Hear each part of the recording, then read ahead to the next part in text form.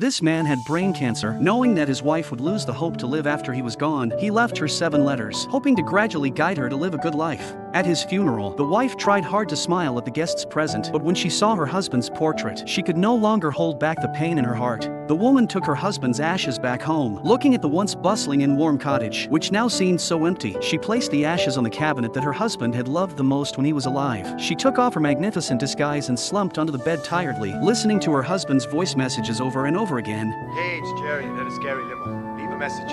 The next day, the woman put on her husband's suit, trying to feel the lingering warmth of him, but all she felt was the coldness of the blowing wind. At night, while watching TV and almost falling asleep, the woman called out her husband's name as usual. Jerry, get the light. It's your turn.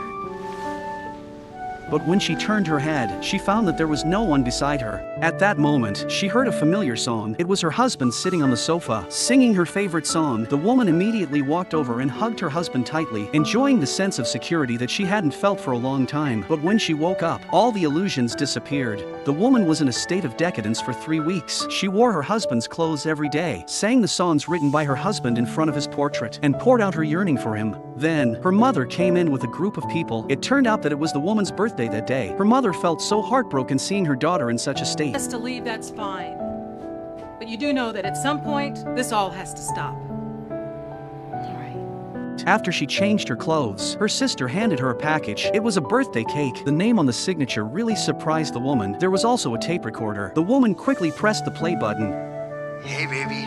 Surprise. I know this probably feels a little bit morbid, but I just hate the idea that I'm not gonna be there to see you freak out over turning 30. I mean, it kills me not to be there. That's funny. Let's not. Okay. No, it's not. And it was actually her husband's voice. The man knew his wife so well that even when he was no longer around, he could predict what his wife would say after listening. He told his wife that he had prepared a surprise for her. She would receive the letters written by her husband one after another. He hoped that she could have a happy birthday that night. Know that wherever I am, I'm missing you. The woman immediately followed his words. After all, it was her husband's last wish, but she still couldn't be happy. She kept drinking and complaining. Trying to figure out why God killed my husband? That day was the most peaceful night she had slept since her husband's departure. The next day, her best friend reminded her that the letters sent by her husband had arrived. She quickly put on her clothes and rushed out in a hurry.